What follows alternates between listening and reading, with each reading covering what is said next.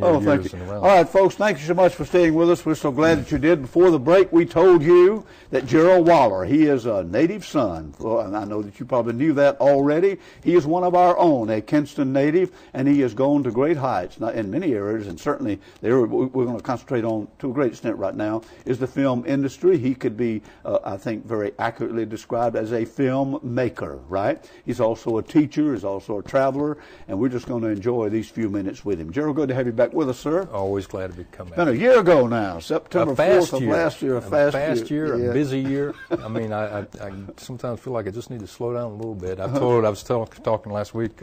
Someone asked me about what I was doing. I said, well, I'm booked solid till December 15th. I really am. I know you are. I was really pleased when Stuart Johnson called me day before, I believe yesterday, really, and said, Gerald Waller's going to be in the area. Would you like to have him on? I said, please, yes.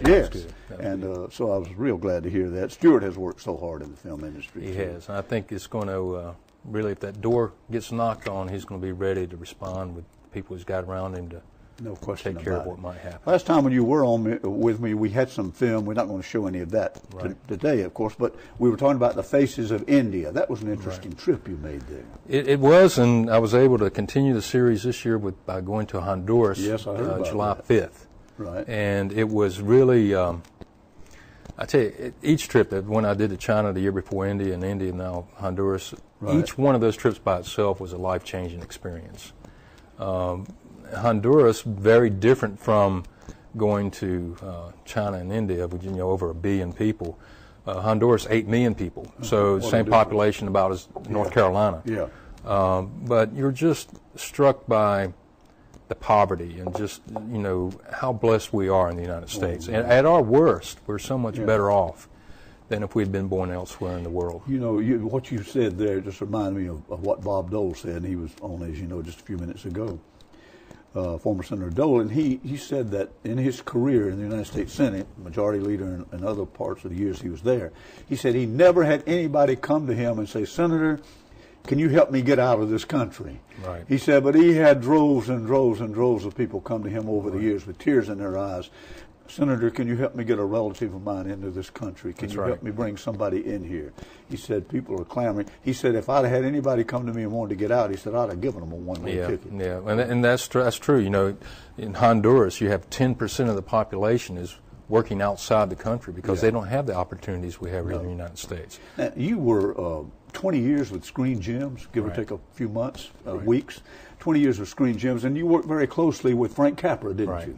Right. When you mentioned the name Frank Capra, that is a name in the film industry, I dare say, will live right on as long as there's a film industry. It is a legacy. It is a legacy. I mean, every year, for example, It's a Wonderful Life. Right. But Frank Capra was involved. Frank Capra Jr. came along, and you worked really very, very closely with him over the years in the Wilmington area, didn't you?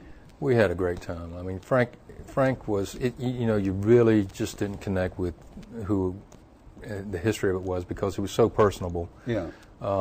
He could have been Frank from Pink Hill. He was just very personal, and you met him a few times. I did. He came here. He was on my program. Yeah. Anybody that had an experience with him. They found they were really quite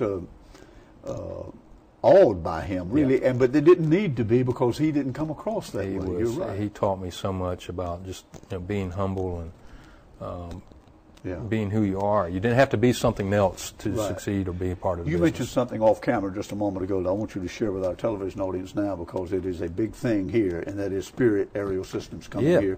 You mentioned what a difference that can make in many ways in our community. Yep. I think that when I read that and then I read the second article, I was like, man, that's fantastic because you're talking about, and I often tell my students, one industry can change a community. Can have an impact, and this is the perfect industry to have an impact in today's world. Globalization, Kinston and Lenoir County, rural North Carolina, has seen the negative side of globalization, and here you have. It took a few years and took a lot of hard work, and those that were involved need to be commended for it.